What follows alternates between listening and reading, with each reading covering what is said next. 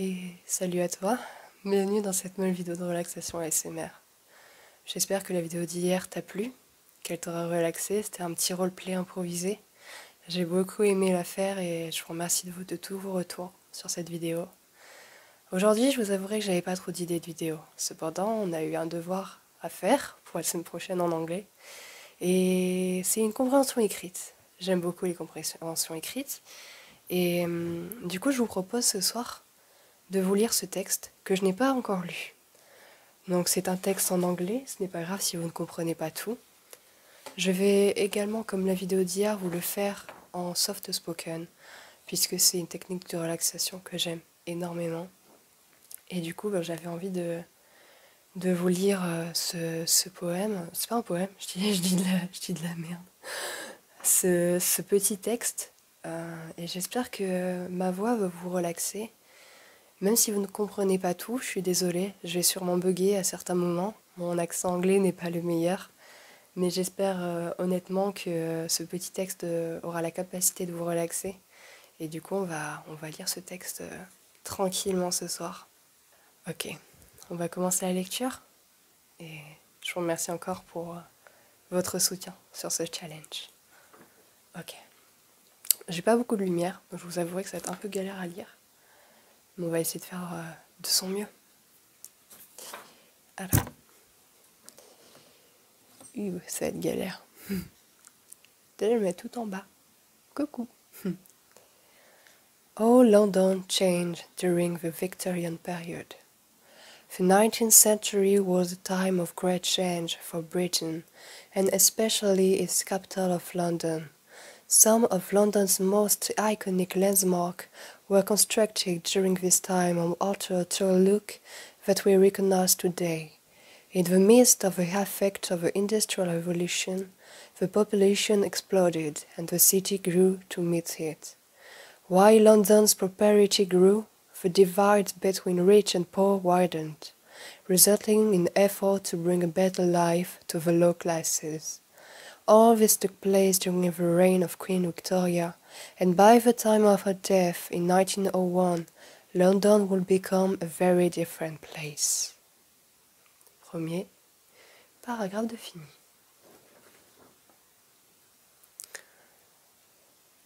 A couple of London's major changes took place before Victoria's accession to the throne in 1837 and expanding thereafter. 8 years earlier, then Prime Minister Robert Peel established the Metropolitan Police, known as Bobbies, after their creator. Peel crafted the Met as a citizen police force, which did not carry firearms except in extreme circumstances, and did not investigate crime, with officers merely observing and stopping crime as it occurred. The City of London created its own police force in the same year, though it had remained separated from the Met since its inception. Among the changes that would take place during Victoria's reign, the first was the creation of what would become the Criminal Investigative Division would occur in 1842 in response to a grisly murder that shocked the city.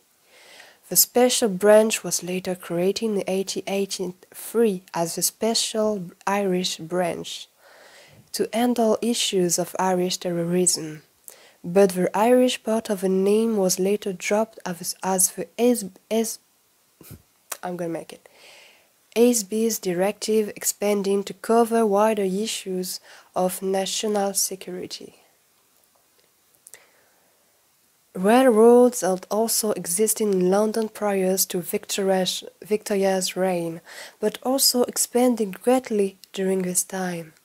The railway line between London Bridge and Greenwich was constructed in 1836 and more were added over the years as the city grew, creating a network that not only reaches out to connect London with other major cities in the United Kingdom, but also led to the creation of a Metropolitan Railway, which will one day merge with other subterranean railways line to form the London Underground. The rail network would also see the creation of major transport hubs and iconic buildings such as Paddington Station, Euston Station, King's Cross Station, Harry Potter, are you there? Cross Station and St. Pancras Station among them. Of course, London's explosion in population, growing from roughly 1 million to 6 million by the end of the 19th century, would create other logistical problems. To that end, London's outdated parish and vestries governing system was replaced with a Metropolitan Board of Work to address the city infrastructure needs. With that in mind, the London sanitation system wasn't exactly to notch when Victoria became queen. At that time, raw sewage was still pumped directly into the Thames River, which was basically a great open sewer. This led to outbreak of disease such as the 1854 Broad Street cholera epidemic, in which John Snow was able to identify a public water pump in Soho as the origin place, as well as at I don't see what I'm reading right now. At the Great Stink in 1858. It wasn't until the later event when that city began to take the plans of Joseph Passakin of the MBW to construct a sanitary sewer system, which was completed in 1865. The Metropolitan Board of Work would disband in 1889 and be reformed into the London County Council, which will then become the Greater London Council and now exists as the Greater London Authority. Vous me suivez toujours? Speaking of construction, several of London's greatest buildings would be constructed during the Victorian period.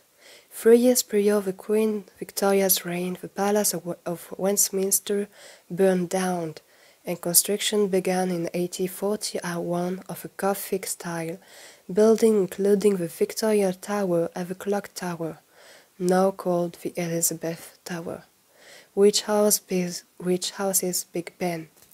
Buckingham Palace, as we know it, became Queen Victoria's residence since 1837, and after her marriage to Prince Albert and their growing family, the east front was constructed in 1850, creating the public facade of the palace that we know today.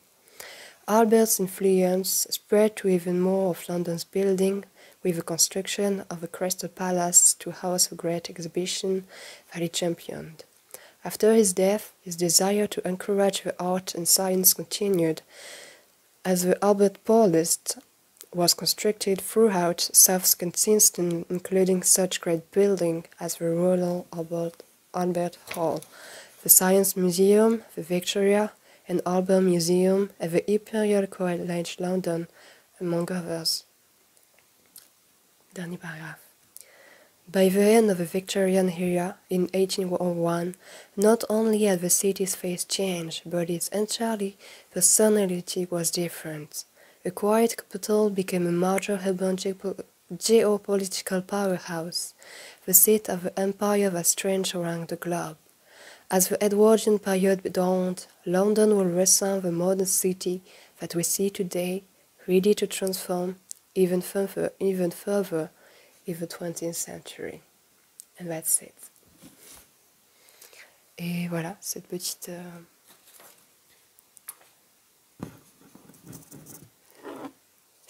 lecture est à présent terminée. J'espère sincèrement qu'elle vous aura plu. C'est quelque chose que je n'ai jamais fait sur cette chaîne, je n'ai pas l'habitude de le faire. Alors j'espère vraiment que ça vous aura plu, que ça vous aura relaxé. Je m'excuse de mon accent et des fautes que j'ai pu commettre lors de la lecture de cet ouvrage. Mais au moins j'ai appris des choses et j'espère que vous aussi, si vous comprenez l'anglais. Et voilà, cette vidéo est à présent terminée, j'espère qu'elle vous aura plu. Nous on se retrouve du coup demain à 22 h pour une nouvelle vidéo de relaxation ASMR.